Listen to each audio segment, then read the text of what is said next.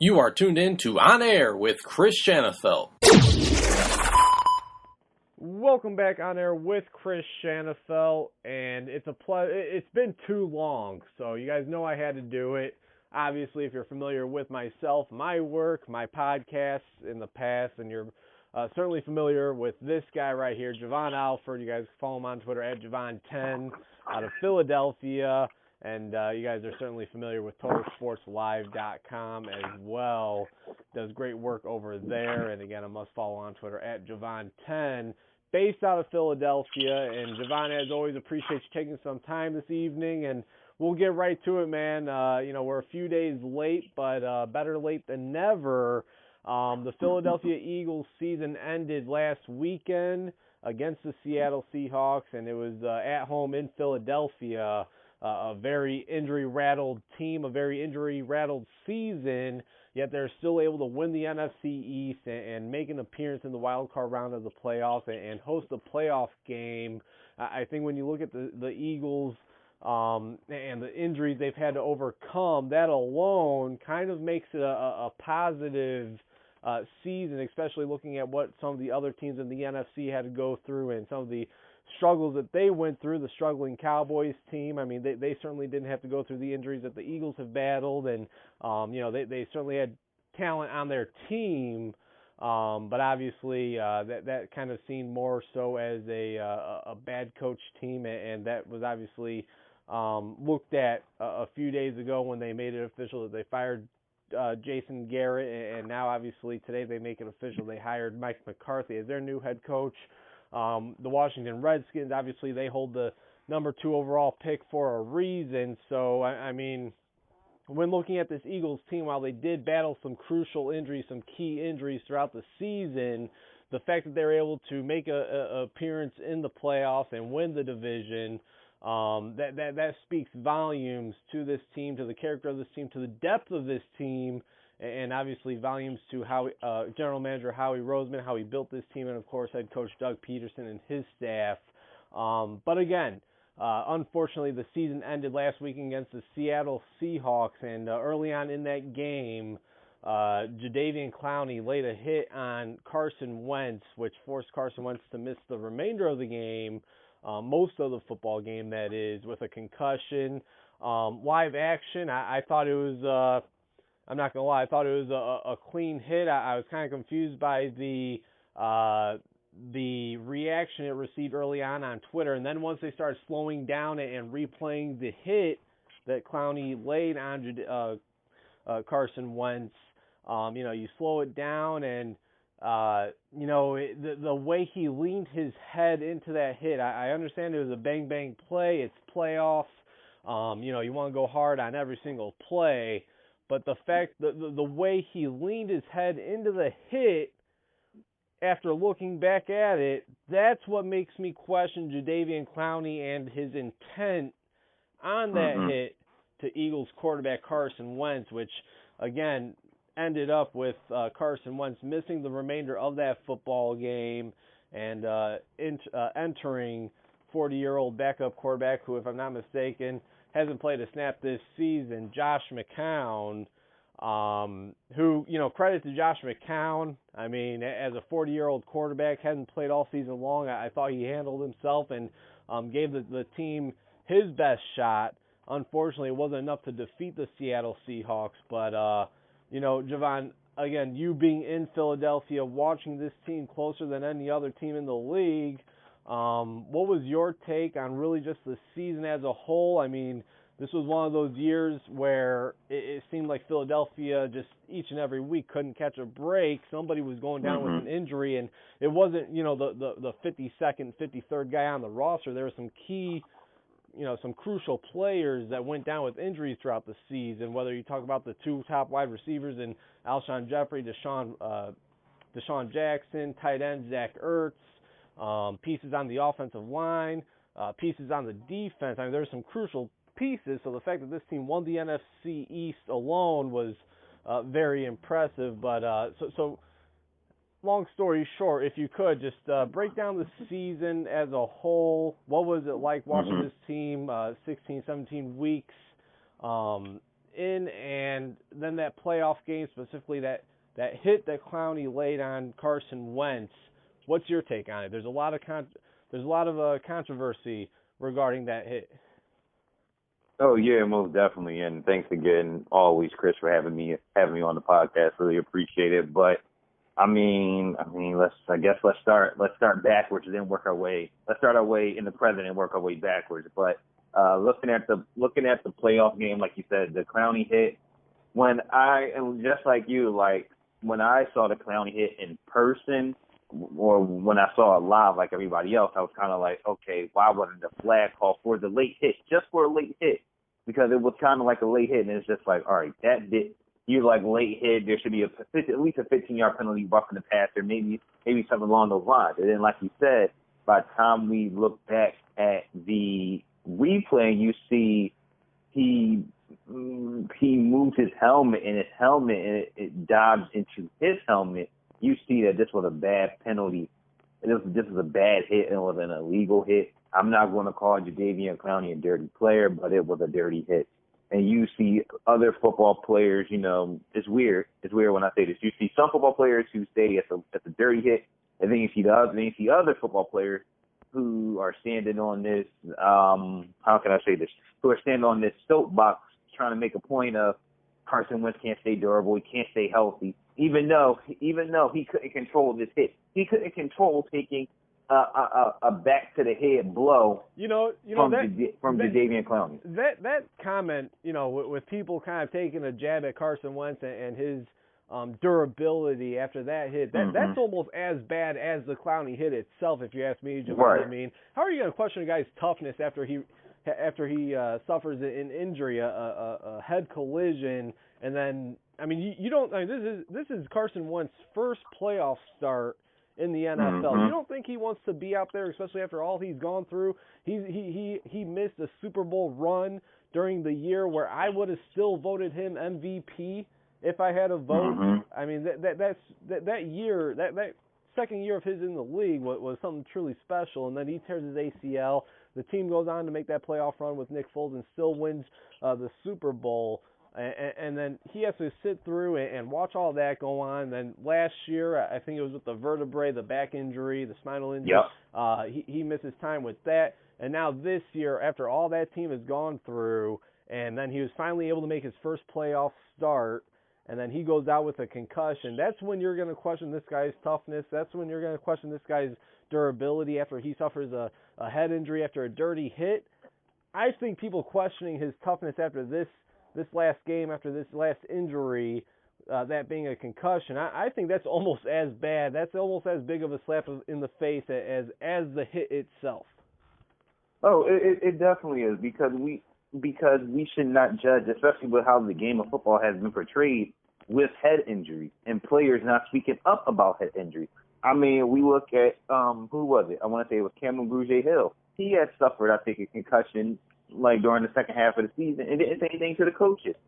And Doug Peterson was not happy with that at all, because it's about player safety and player protection. And that's something that the league has not done for Jadeveon Clowney, because as we do this podcast, as we record this podcast, Jadeveon Clowney still has not been fined for that hit, which is disgusting, because if this happens to any other quarterback, you would think there would be a fine, but you don't know. You honestly don't know. So say God forbid, we see this type of hit happen again, and to a Lamar Jackson or a Mahomes or a Deshaun Watson or Aaron Rodgers, are we going to get a penalty? Is there going to be a penalty call? Is there going to be a fine?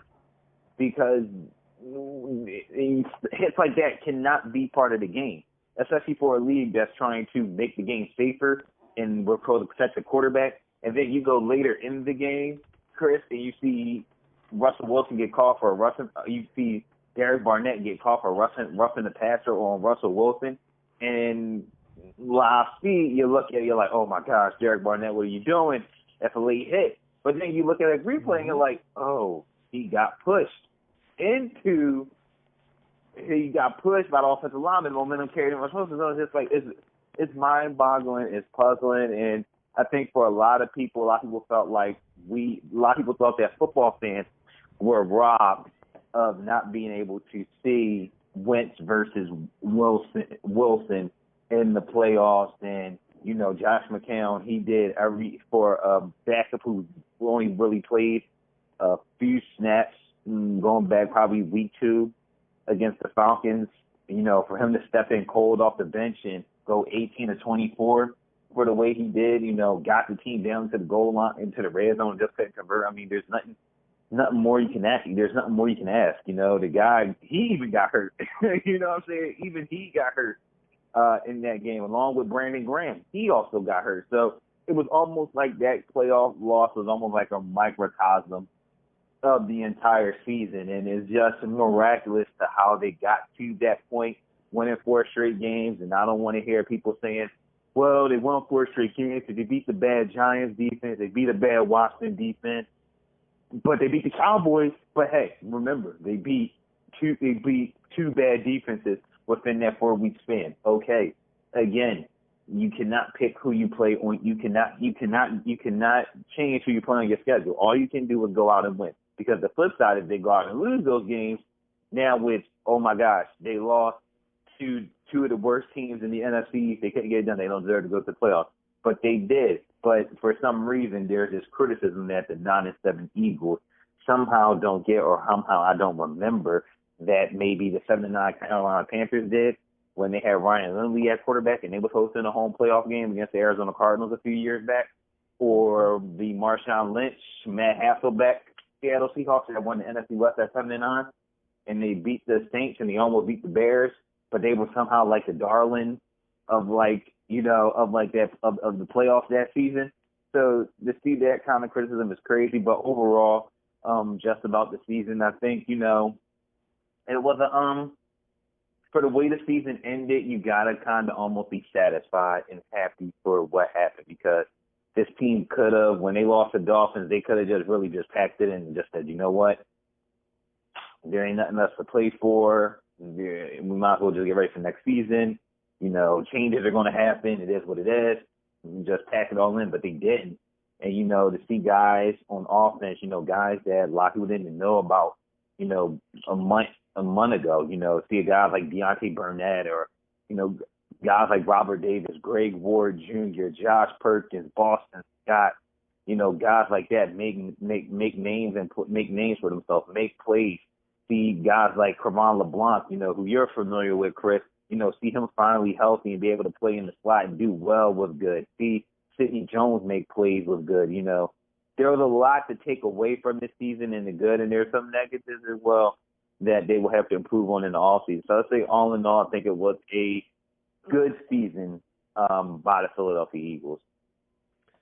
Yeah, and, you know, as you said, after that loss to the Miami Dolphins, it really would have been easy to just reel it all in at that point and just call it a season. Instead, after that loss, they went on, as you said, a 4-game winning streak to go on and win the NFC East and make this playoff appearance. Again, they lost 17-9 to the Seattle Seahawks, and that was mainly with Josh McCown at the helm. Josh McCown completed 18 of 24 passes, 174 yards.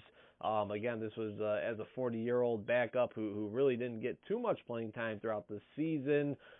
He was sacked 6 times, and as you mentioned, he suffered a hamstring injury at some point during this game. And the fact that they were still, you know, just it was still a 1-possession game, you know, a touchdown and a 2-point conversion away from tying this game. I mean, it was still, you know, it went right down to the wire. I know maybe Philadelphia, maybe fans of the Eagles didn't feel that way. Maybe fans of the Seahawks didn't feel that way, but it truly did go right down to the wire, and it was a game until the very end. So that brings me to my next question, Jovan. I mean, this is a team that's now, you know, just a couple of years away, a couple of years removed from this Super Bowl team. Obviously, we can't really look back to that team now. There's a bunch of different pieces on this team. And as we mentioned, I mean, Carson Wentz, as much as people may want to bring it up, as much as people may not want to bring it up, he was not the quarterback of that playoff run. When they went to that Super Bowl, when they won the Super Bowl, they got that statue of Nick Foles outside the stadium. But just looking at this team next season, I mean, what are some of the off-season moves that you would like to see the Philadelphia Eagles make this off-season to improve this roster for next year? As we know, Howie Roseman, one of the best in the business, and that proved itself during this season with all the injuries. I mean, this team the last few years has been known for the depth at many different positions, and this season that depth really stepped up, and it wasn't the big name players like in years past that had to step up. This year it was a Boston Scott. It was as you mentioned, I mean, some of these receivers that were playing in the AAF, last year, like Greg Ward Jr., former quarterback at the University of Houston. I mean, some of these guys are really, unheralded players. Some of these guys came from the practice squad. Some of these guys went undrafted. So that's even more of a credit to Howie Roseman. They're not these highly thought after and highly sought after free agents that are acquired in free agency and went to Philadelphia because of the money. These are guys that are on their last chance, and they were able to step up when it mattered most. So what are some of the things that you would like to see Howie Roseman, Doug Peterson, and the Philadelphia Eagles go out and address this offseason in free agency and in the draft?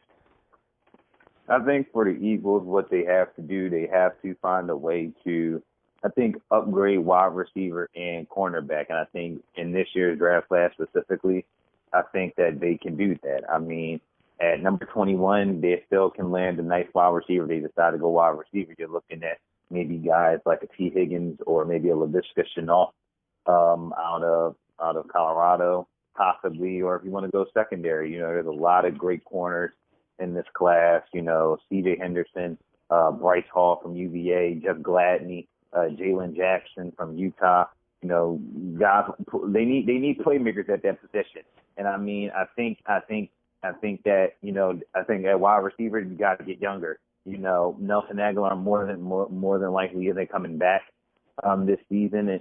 For next season, and I think maybe that's good for Nelson if he gets to get a fresh start,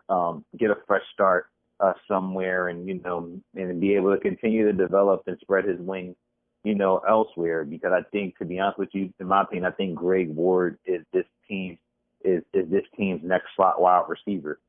I truly believe that.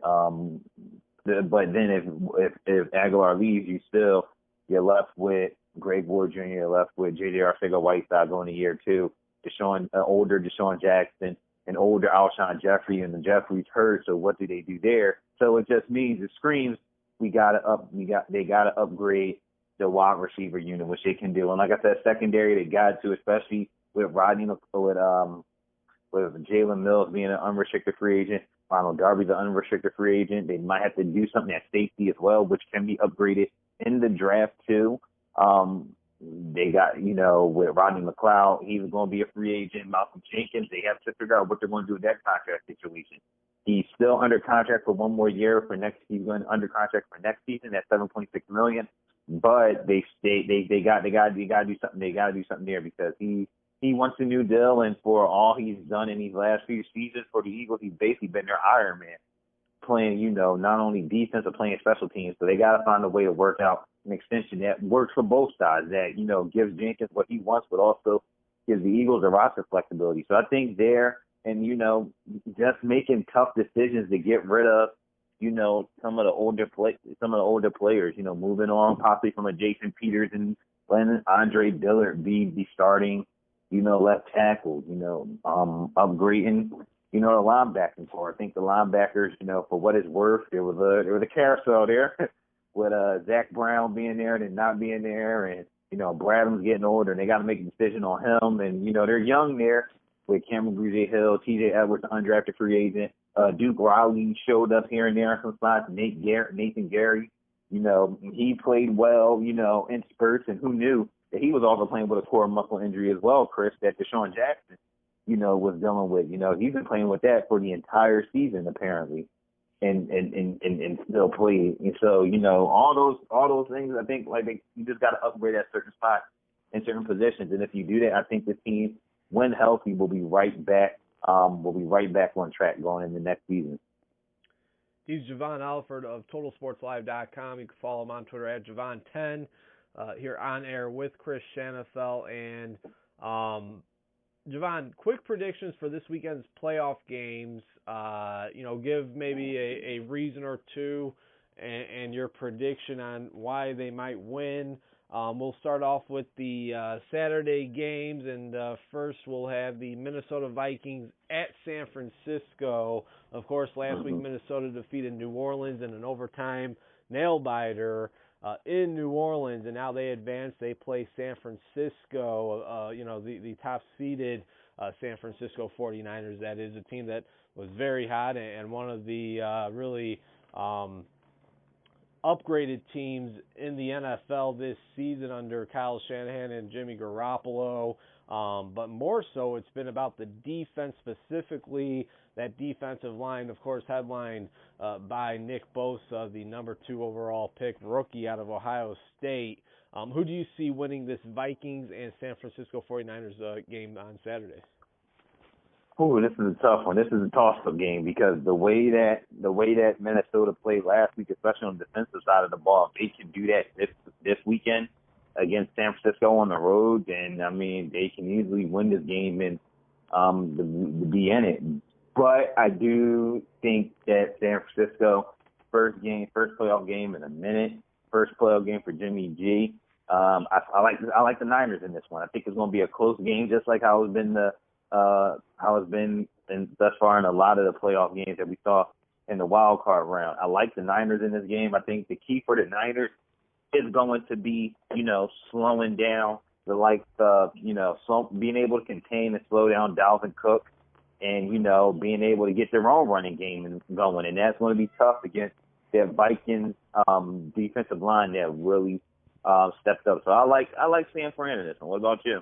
Yeah, I like San Francisco as well, but I will say, I think when the New Orleans Saints are rolling and they're a good football team, I think they're the toughest team to beat at home. And so what Minnesota was able to do last week, I think that speaks volumes. I think that may mean that they're a better team than I thought they were heading into the playoffs. And then obviously seeing Kirk Cousins perform the way he did, especially down the stretch. I'm not a big Kirk Cousins guy, Jovan, but I'll give credit when credit is due. And he made probably 2 of his biggest throws of his career in that game down the stretch, capping it with that throw to Kyle Rudolph in the end zone to win the football game. So to do that against the New Orleans Saints in New Orleans, again, speaks volumes. And that defense was stout that entire game. Whenever you allow a pass from Taysom Hill and that lone pass to Deontay Harris for the big completion, nearly a touchdown, whenever that's the best pass against the Saints that you allow, and it's not from Drew Brees, you're probably doing something right. So, again, New Orleans defense showed up big. They're another team with a ferocious defensive line, headlined by Everson Griffin and Danielle Hunter, one of the, elite young stars in this game that, really has a bright future in the NFL, probably with the Minnesota Vikings as well. I don't see them letting him go at all. But, while their defensive backfield has some flaws, their cornerbacks have been awful this season. They weren't too bad against the New Orleans Saints and Drew Brees. So while I do think San Francisco wins this game, I do think it's going to be a close one. Mike Zimmer will have this defense ready to perform. This will be Jimmy Garoppolo's first playoff appearance, first playoff game playing under center. We know the success he had as a backup behind Tom Brady in New England, but this will be his first live game action in the playoffs, so we'll see how he handles that. Obviously, being at home will help him out, and then obviously playing with that stout defense, probably the number 1 defense in the league. As good as Minnesota's defense is, San Francisco's is better, so we'll see if that defensive line can get after Kirk Cousins, can contain Dalvin Cook. I don't know if you can stop Dalvin Cook, but you can only hope to contain him, and I think San Francisco can do that. I think San Francisco will be set up in a very good spot to win this football game. So I think they do win the game. I'll go somewhere like a 30-23 type football game. But yeah, I do see San Francisco moving on with this game, as you do as well. And then later on Saturday, we have the Tennessee Titans coming off of a big victory against the the New England Patriots in Foxborough. Of course, with Ryan Tannehill at the helm, only completing 8 passes for like a total of 72 yards. But Derrick Henry. Jeez, Derrick Henry having over 200 yards total in that ball game, and I was on record even before last week, and I'll stick to it. I have to now after last week's performance. Derrick Henry is the best running back in the playoffs. So the Tennessee Titans and that offensive line, got to give credit to the offensive line. Got to give credit to the big uglies up front. They've been playing really solid this year, and the fact that Ryan Tannehill has been able to take over this team, win the division, and not win the division, my fault, but win the wild card. Exactly, make this team a wild card team. After the struggles, while Marcus Mariota was under center, I mean, it speaks volumes. I mean, Tennessee acquired Ryan Tannehill, and they did it for good reason. I think a lot of people kind of laughed at them, like, wow, you're going to make Ryan Tannehill compete with Marcus Mariota. And now here we are, Ryan Tannehill, the best quarterback in the NFL probably, the last month and a half. In the league, at least according to statistics. Well, the Tennessee Titans, they're taking on the number 1 seed in the AFC, and that's the Baltimore Ravens, led by, of course, Lamar Jackson. I think it's almost undoubtedly that he will be the league's MVP, well-deserved. I'm not even going to spend too much time on this game. As great of a story as the Tennessee Titans are, as entertaining as they were with Ryan Tannehill, with Derrick Henry, with A.J. Brown, rookie wide receiver, probably the offensive rookie of the year. I don't see any way possible they get past the Baltimore Ravens and Lamar Jackson. What do you say, Jovan? Yeah, I think this is going to be a tough hill for them tough hill for the Titans to climb over and to get over. Like you said, Baltimore, to be honest with you, have been one of the most complete teams in the NFL in all three phases, offensively, defensively, and special teams. And, Lamar and company, they're trying to avenge, that postseason taste that they had in their mouth, last season against the Chargers, and how they played and specifically how he played. He has a lot to prove and his team has a lot to prove. And I just think, offensively, just the way that they run their offense is different. It's sophisticated. You got to be disciplined. And I don't think the Titans will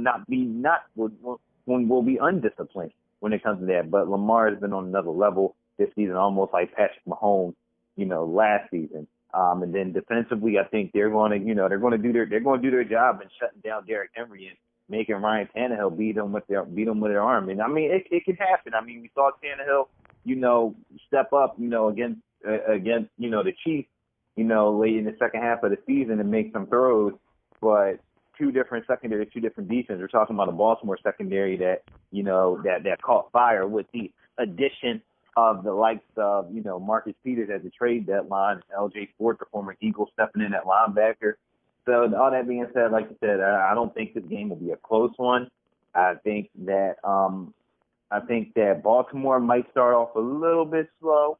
I think all home teams that are playing this week are going to start off a little bit slow since they've been off. So I think you'll see some rustiness. But I think once that machine gets clicking, then it's going to be night for the Tennessee Titans. Yeah, and I hope it's a close game. I mean, the Titans do have a team full of young, promising stars, starting with Derrick Henry. A.J. Brown has been awesome this season. The reemergence of Ryan Tannehill, or maybe I should just say the emergence of Ryan Tannehill. I don't know if he's really ever emerged in his career back with the Dolphins, but to see what he's doing, especially taking over for a struggling Marcus Mariota and taking over for a struggling Tennessee Titans team and to turn them around the way that he has. This has been one of the more fun teams to watch this season. Can't forget to mention Kevin Byard, one of the top safeties in the league. I don't even know if Deion Sanders is familiar with him yet or not.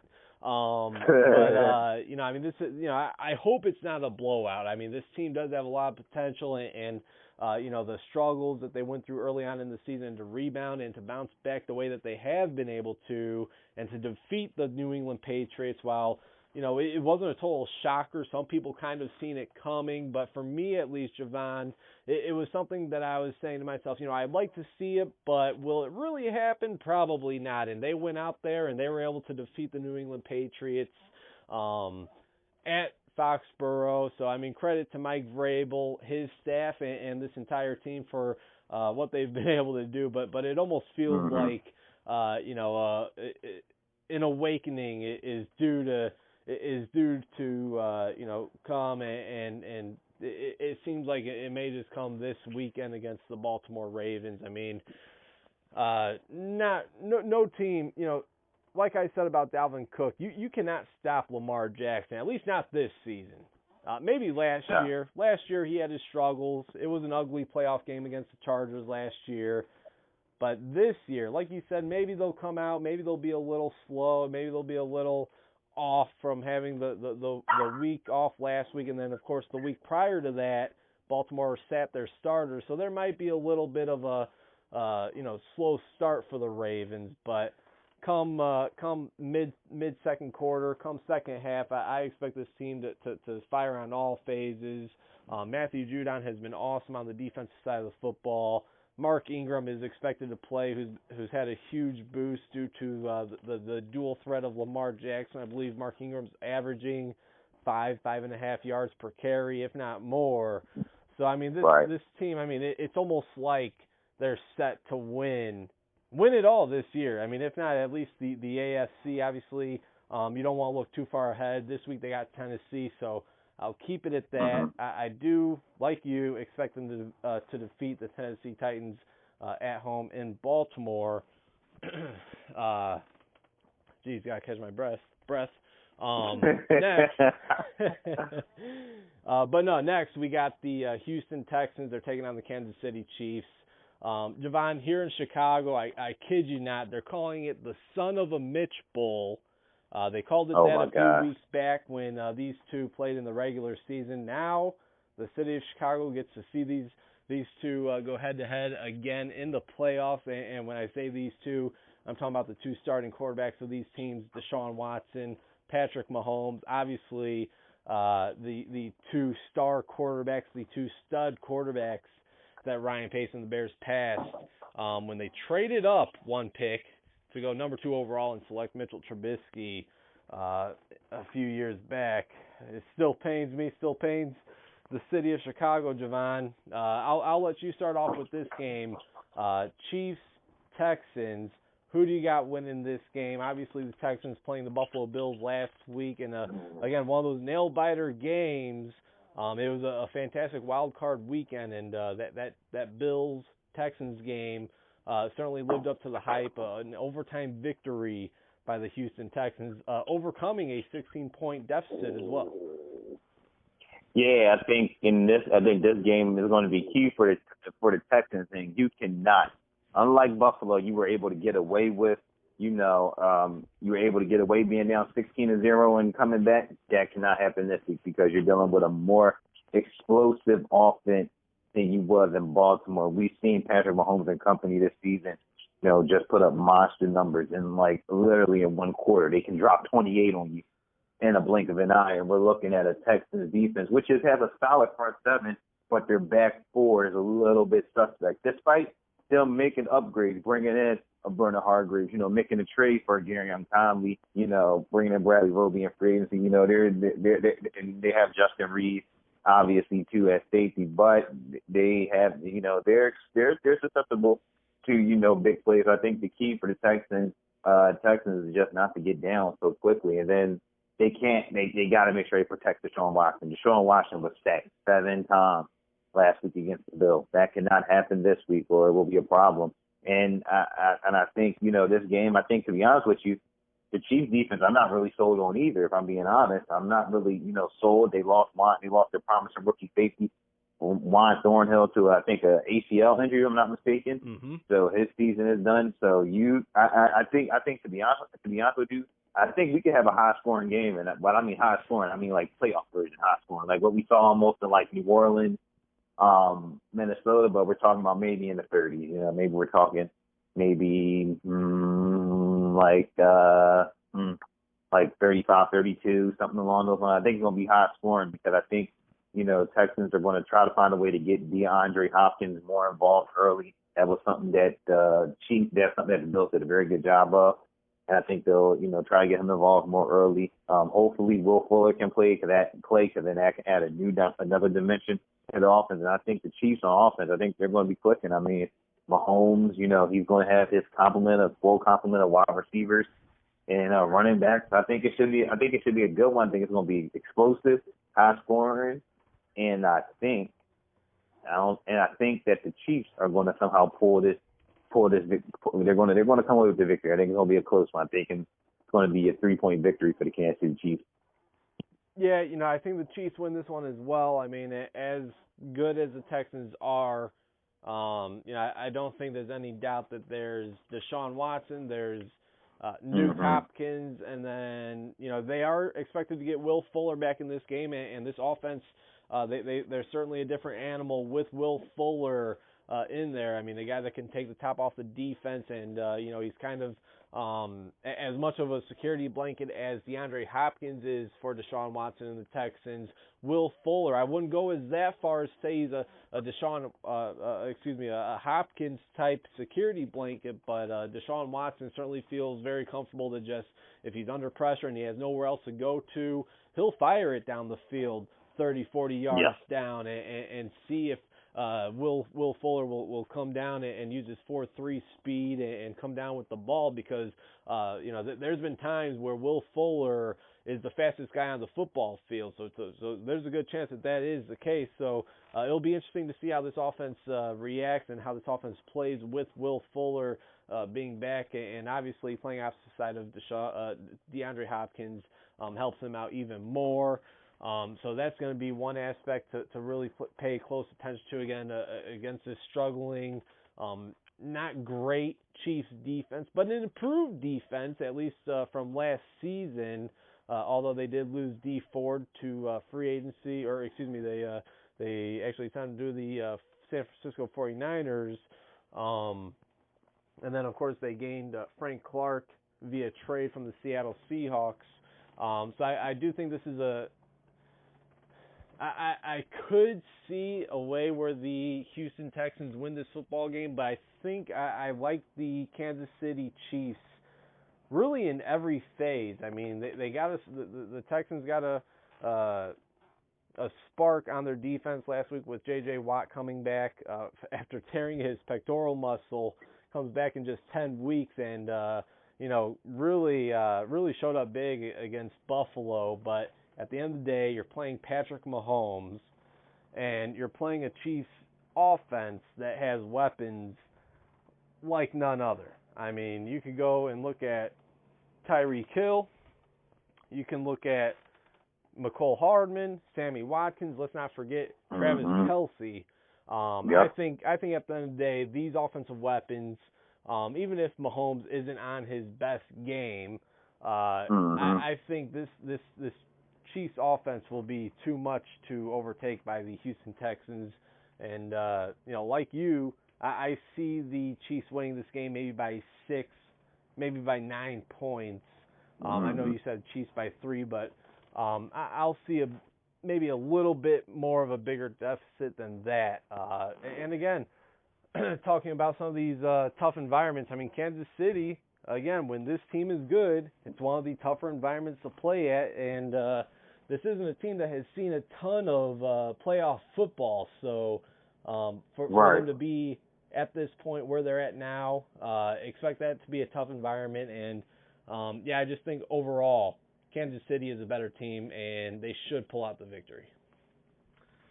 Most definitely they should. But in the playoffs, you never know. Like, who knew? Right. The Titans are going to pull the upset over the Patriots. I mean, it's just playing your game. And like you said, Mahomes, like you said, he don't have to have the best game, But with his weapons, they can do the work for him. I mean, when you got two guys that can literally take the top off the defense, and Hardman and Tyreek Hill, and a guy in Kelsey and Watkins, who you got to worry about just over the middle and intermediate route. It just makes it a tough cover. I don't want to rob Demarcus Robinson out of right. Either. I mean, he's really stepped right. up big time too, and he's another one of these receivers that offers, like Sammy Watkins, not only great size. You know, you look at him 6'3", over 200 pounds.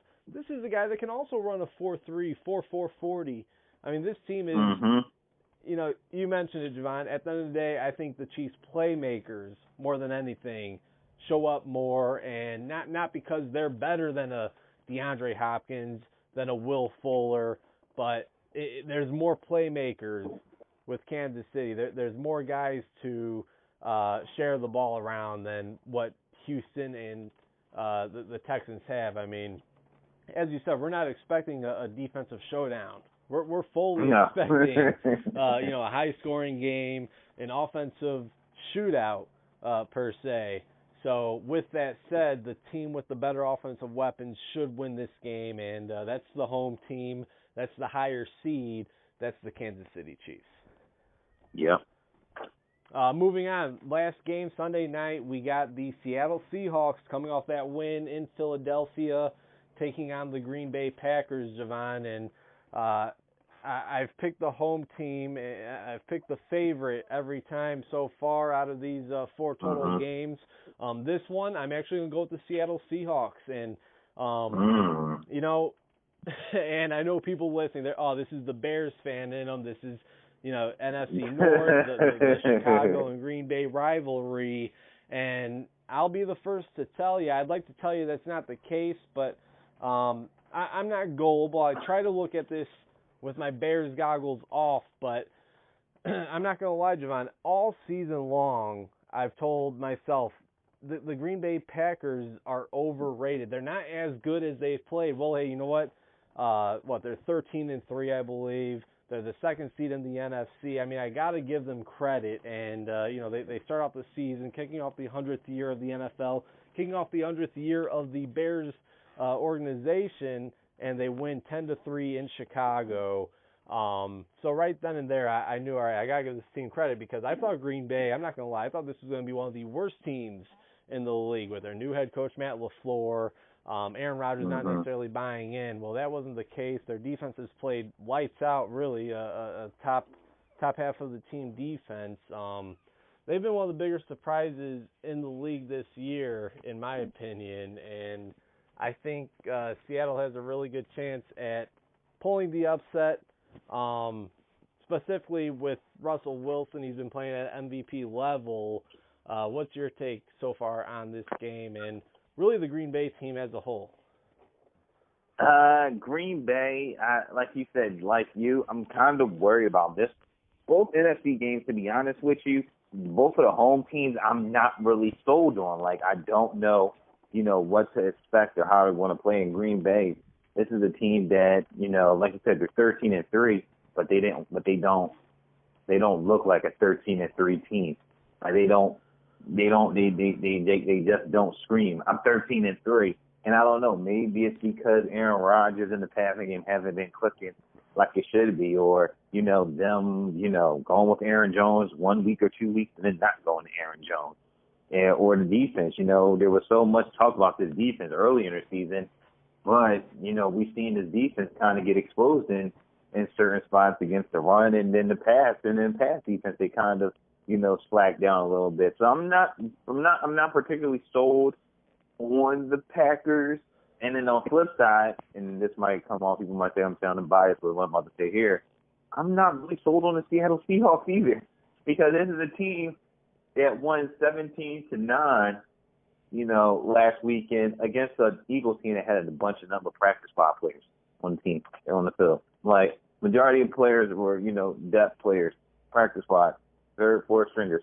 Some had some starters mixed in, Chris, and they only managed to get 17 points.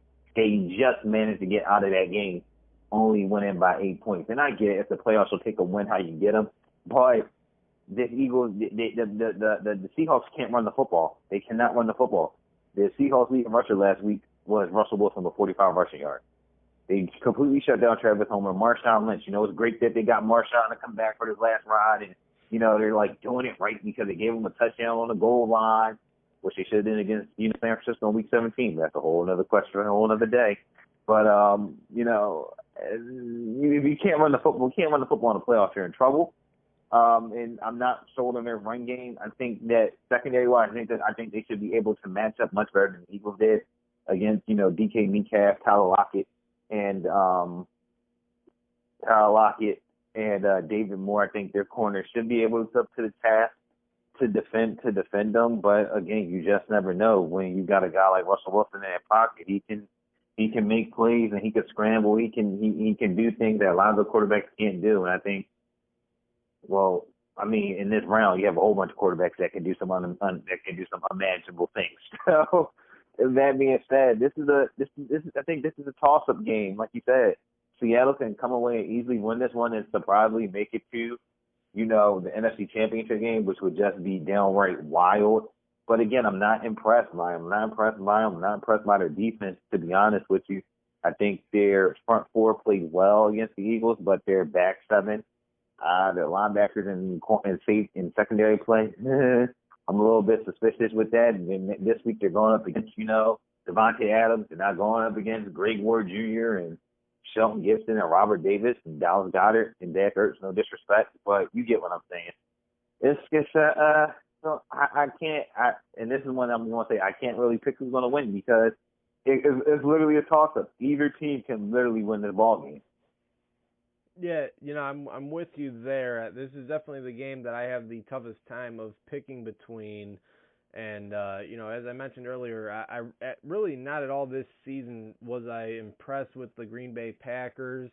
Aaron Rodgers, I believe he's only thrown 26 touchdowns to 4 interceptions, so he's still got a great touchdown to interception ratio, and he's still playing at a very high level. It seems like he's, kind of bought into this Matt LaFleur offense, and LaFleur has had allowed him to have a little bit more flexibility than maybe what people have expected him to start the year. So that's also a credit to the Packers to know what they can get away with. And then Aaron Jones, you mentioned it. He'll be the X factor, I think, if the Green Bay Packers do find a way to pull this game out. While the Seattle Seahawks secondary isn't overwhelmingly good like it was at one point with the Legion of Boom, They obviously with Aaron Rodgers, you still have to be concerned of the passing attack, but they don't have nearly the offensive weapons. You mentioned how the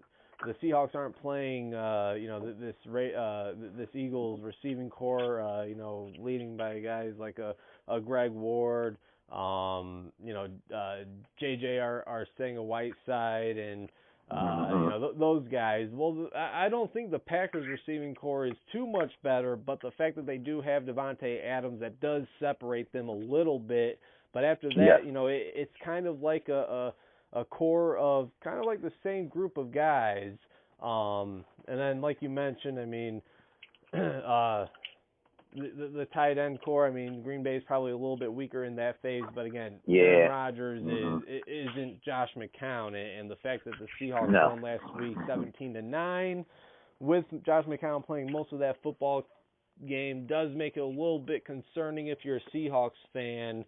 And then the fact that this game will be at Lambeau Field, again, tough environment to play at, but if there's a guy that's familiar with that area and a guy that is going to be ready for it, it'll be Russell Wilson. Obviously, spending a year at the University of Wisconsin, he'll probably have his own little fan base there at that football game as well. Again, like you said, it's really hard to pick a winner in this game, but again, I don't know if this is the Bears fan in me or not. I try to make it not, but I think maybe I'm looking at it for football's sake. I think it would be better if the Seattle Seahawks find a way to pull out this football game. Yeah, I mean, like you said, the crazy part is I could see it. I could see Seattle winning, and like you, and on the inverse, you could You could totally see, the Packers winning. Let's just say it like this: whichever quarterback has the ball last with 2 minutes to go, that team will win the ball game. You're probably right. And, and you know what's crazy? You say that, and I'm thinking about both of these teams' defenses. Who would have thought that at this point, entering the playoffs or in the playoffs, that at least throughout the regular season, Green Bay probably had a better defense?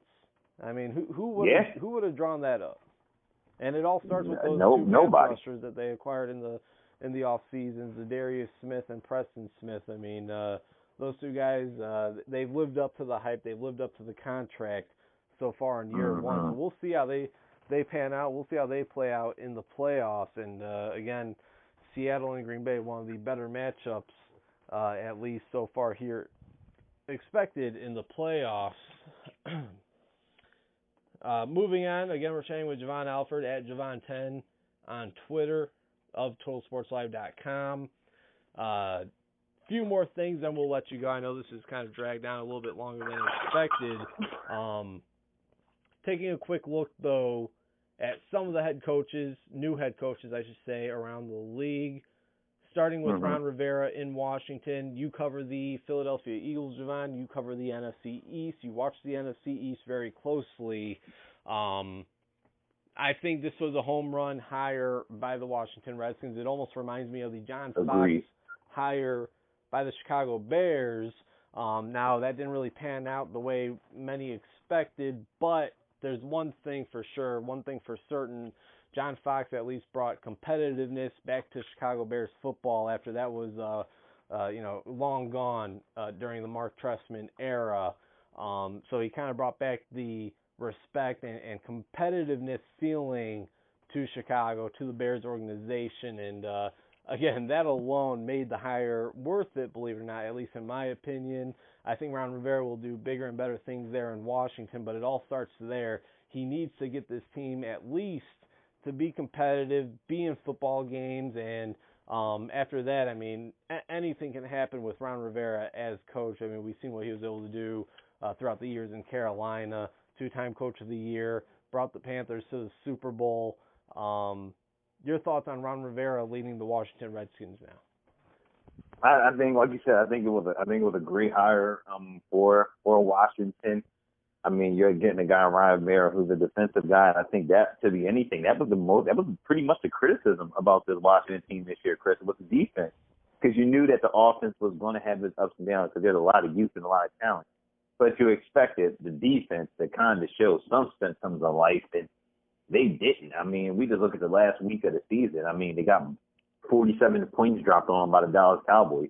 And then we saw a couple weeks before that they got 37 dropped on them by the Philadelphia Eagles, So you get a defensive-minded head coach that should be able to, put some things in order for them defensively, and they got some spots where they need to clean up at and need to fix up at certain spots on defense. And I think they brought in Scott Turner, who's the son of North Turner, as the offensive coordinator.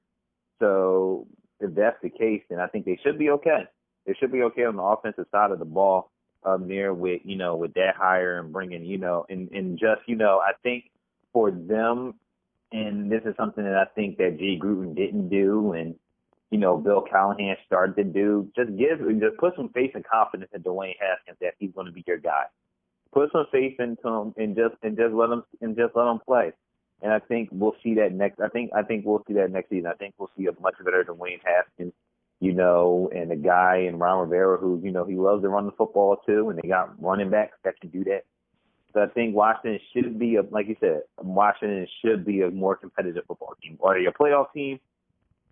No, not with the roster currently constructed today. But will they be competitive? Will they, be in that 7? Could they be in that 6?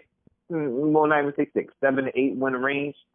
Totally. If they got the right coach, now it's just about the GM doing his job and putting the right pieces in place. Yeah, and like you said, I mean, probably a home run hire. Again, I mean, especially when looking at this Washington Redskins team, I was never a big fan of the Jay Gruden era, never a big fan of Jay Gruden himself, and that kind of played out, and we've seen where that took them. So I think going in a different direction, hiring a defensive-minded guy in Ron Rivera. He's bringing along Jack Del Rio as defensive coordinator, so great defensive minds right there. Already the arrow has to be pointing up there. We'll see who he brings on the offensive coaching staff, but with those two names already, you got to think that this organization, I won't say is on the up and up, but they're certainly improving by bringing those two names in. Without a doubt. Sticking in the NFC East, how do you feel about Joe Judge going to the New York Giants? He's a special teams coordinator, wide receivers coach from the New England Patriots, so another one of these guys coming from the Bill Belichick coaching tree. We know history says that guys coming from the New England Patriots, they don't really turn out as great head coaches, but obviously we'll see where this one goes. Joe Judge lands in New York after it seems like the Giants were all in on Matt Rule, who actually took the job in Carolina, which we will get to next. I was thinking when you're saying about Joe Judge, I was just thinking off the Snoop Dogg video cut where he goes, who? And that's how I feel about Joe Judge. I'm like, who? I mean, I don't know, Chris. I mean, like you said, the Belichick coaching tree has not been very good at all. To put it nice. Matt Patricia has pretty much bombed in Detroit. Brian Flores, jury is still out on him, but I like the way how the Dolphins played in the second half of the season. And if they continue to turn it around, then I think Flores might got something going on down there. Josh McDaniels, he didn't do well in Denver. He flaked on Indianapolis. We'll see what happens with him. I think Joe Judge, Bill O'Brien has to be the best one, right? Yeah. Bill O'Brien has, and he hasn't even done much up to this point. Exactly. Right, exactly. He hasn't really been good. He just got out of the wild card round, thankfully, this year. So when you look at all that, I'm not really impressed. I'm not gung ho about it. If I was the Giants, I would have went a different way. I probably would have went with Eric Bieniemy out of Kansas City. This is a guy that, been offensive coordinator, I think, for 2 seasons, and I'm pretty sure the Chiefs offense has been pretty good over the last 2 seasons, if I'm not mistaken. I think they've been pretty good on offense. And I mean, the Andy Reid coaching tree, I mean, say people might have their things about Matt Nagy, but I think the Andy Reid coaching tree has worked out better than the Bill Belichick coaching tree, if we want to be real here. Talking about all the players, all the coaches that have been spawned from that tree. So I probably would have went that direction. And they dropped the ball without getting Matt Rule. I thought Matt Rule in New York would have been a fantastic hire as well. And I feel sorry. I don't want to say I feel sorry for Joe Judge. I know this is a fantastic opportunity for him. But I mean, talk about just putting a lot of pressure on a guy who's 38 years old. I mean, he's not Sean McVay. I mean, I don't know what to expect. Talking about a wide receiver coach from the Patriots, and the Patriots wide receivers weren't even that good this year. So, I mean, God bless him. I hope it works out. I read an article that, Joe Judge, he was a longtime special teams coach for the Patriots, and then it was only this season where they named him the wide receivers coach. Bill Belichick wanted to kind of help him out, maybe give him another position, another tag to kind of add to his resume to help him at one point lead to a head coaching gig. Whether or not Belichick thought it'd come this quickly, I don't know. But there's one thing for certain: the Patriots special teams has been one of the top in the league for years and years to come, or years and years. So the fact that Joe Judge now finds his way into the interview process, that wasn't a surprise. But the fact that he was hired as a head coach was a bit of a surprise. Now, I've heard a lot of people praise special teams coaches that go on to be NFL head coaches. Obviously, John Harbaugh, the first to come to mind, and he's done a fantastic job there in Baltimore. One of the top coaches in the league. When there was those rumors, I think last year, mid-season, that the Baltimore Ravens were thinking about getting rid of John Harbaugh, possibly trading him. I thought that was nonsense. One of the top coaches in the league, no doubt about it. So obviously, John Harbaugh, they don't just grow on trees, but we'll see if maybe the New York Giants have the next John Harbaugh. because while Joe Judge was a wide receivers coach with the Patriots this past season, there's no doubt that he's more so a special teams coach, which could be a credit to him and could possibly be a positive sign for him to be a head coach. I mean, I think special teams coaches are really the only coaches that deal with multiple different positions, obviously besides the head coach and offensive and defensive coordinators. But so that could possibly be a positive. So we'll see where this hiring leads the New York Giants. But I think it's safe to say that this did kind of feel like a reach by the Giants. A reach in which led after the hiring of Matt Rule in Carolina. Obviously, former Temple head coach turned that program around, did big things there, and then obviously went on and did some big things with Baylor, one of the top football programs in the country this past season. And now he's the new head coach of the Carolina Panthers, which really came from left field, at least from me. I thought, all signs pointed to if he was going to go pro, it was going to be with the New York Giants. And here, it sounds as if he didn't even really listen to the Giants after the offer that the Carolina Panthers gave him. I mean, I think it's a 6 years, $70 million contract for Matt Rule in Carolina. That's some big money. He's already, I believe, the 5th or 6th highest paid coach in the NFL. So we'll see if he can live up to those expectations. But I'll tell you what, from afar, Jovan, I'm a big fan of this hire from Matt Rule. This is a guy, while, it's college football and hey, you know what, this guy can change, he can turn programs around and he can really change the culture, and he's a culture setter. And I think that's what the Carolina Panthers need. And I think he could possibly be the right man for the job there in Carolina. Oh yeah, and I've been calling for this hire for a minute. Once the Panthers let go around there, I said Matt Rule will be the perfect guy for that job. I mean, we saw what he did at Temple. This is a guy that has NFL coaching experience. He was with the Giants, I think, in 2000. In his early in his career, he was with the Giants. Mm-hmm. Then he went to Temple, rebuilt that program, brought it back to prominence over his tenure, and then the job that he did at Baylor. I mean, and that was when Baylor was kind of in college football hell. I mean, they had tons of penalties they had to deal with. They had limited scholarships they had to work with. And to bring that team to, I believe, 11 wins and to a legit bowl game this past season, and 5th in the country, I believe they were. 5th, maybe 6th in the country. I mean that speaks volumes. Yeah, it definitely does. And, to get Baylor, up to like number 8 in the country and have them in the Big 12 championship going to overtime and almost get them to the college football playoff, I mean, that's a hell of a coaching job, and that's what Matt Rule does. I think Matt Rule is a great coach. I think he's going to do great things in Carolina. And I don't want Panthers fans to hurt me for saying this, but unlike the New York job, I think in Carolina, he won't have, and I think you'll understand what I'm saying when I say it's Chris, he won't have the immediate pressure to win right away. Mm-hmm. You know what I'm saying? Like, there won't be like the media circuit, like, oh, here we go, the Panthers are on like 1-3. It's time to call for Matt Rule's job, blah, blah, blah, blah. I think he'll have the opportunity to grow and develop. Guys, the Panthers are kind of in a strange transition. They got to make a decision what they want to do with Cam, and I think that's going to be up to Tepper and Matt Rule and what they want to do there and what they want to do with Cam, because they're going to have a nice draft pick and there's going to be a lot of things they need to do. They got weapons at wide receiver. DJ Moore, for everybody wants to talk about the other wide receivers this year. DJ Moore had an outstanding sophomore season that went very unnoticed this year.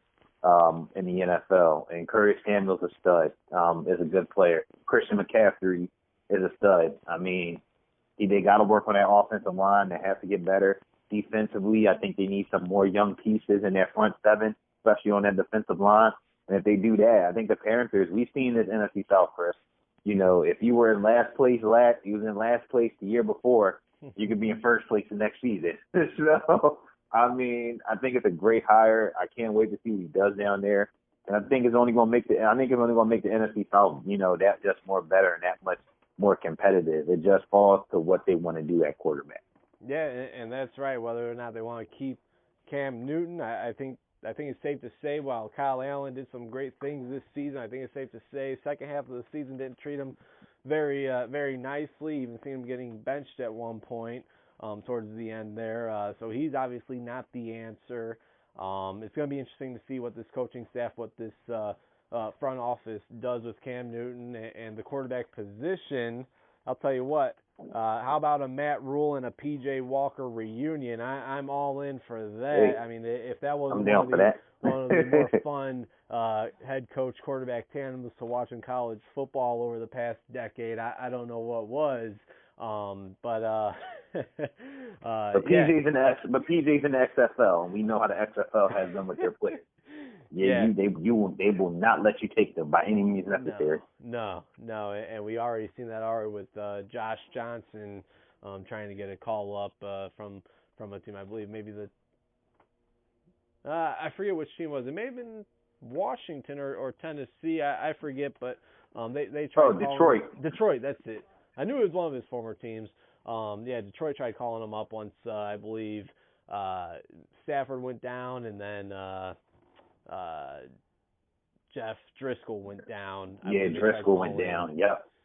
Johnson up, but the XFL denied that. They nulled that very quick. So all right, maybe we won't get that P.J. Walker and Matt Rule reunion, but we still got another year, 2 or 3 to see if that'll be a thing. No, but I mean, Matt Rule hired by the Carolina Panthers. While they paid a hefty price for it, it really could pay huge dividends for them in that organization. It'll be interesting to see how this new direction for the Panthers, from going to Ron Rivera to Matt Rule, goes and treats that organization. Time will tell. That's one thing for sure.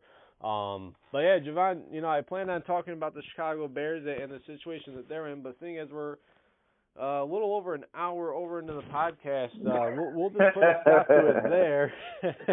But we're gonna have to do. I mean, maybe we'll do a show a week leading up to the Super Bowl. I mean, I feel like I could go on for another hour, 2, 3 hours with you, and we can do it. That's no problem. But I'll put an end to the show right now. But definitely next week, want to get your thoughts on the Chicago Bears, specifically the quarterback situation there. A lot to talk about with that team and the drop-off that they've seen from last year to this year, and what they need to do in the offseason to improve. But with that said, Jovan, that'll do it for tonight's show. As always, really appreciate you for carving out the time during your schedule to join the show. Always a blast. We could talk all things NFL. At one point, we're going to talk some NBA as well as my Chicago Bulls. I'm not exactly sure what they're doing, starting with their head man, Jim Boylan. But again, that's a different story for another day. But yeah, Jovan, as always, it's a pleasure, man. Always have a great time chatting with you. Before I let you go, please let the people know where they can follow you at and where they can check out your work at. Hey, most definitely. Thanks for having me on. But yeah, people can check out my work. You can follow me on Twitter first and foremost at Jovan10. You can check out my work at TotalSportsLive.com, and also check out the Total Sports Live podcast, which is on Blog Talk Radio, but it's also on Apple Podcasts and Spotify. Me and Harrison Brown, we talk a little bit about everything. Just wrapped up the Eagles season in this round of the playoffs. Probably got some XFL interviews maybe coming up shortly. Did some AFL stuff, just a whole bunch of stuff. You never know what's going to be happening on Total Sports Live podcast, so check that out and TotalSportsLive.com. Awesome. Hey, Jovan, really appreciate your time, man. Take care.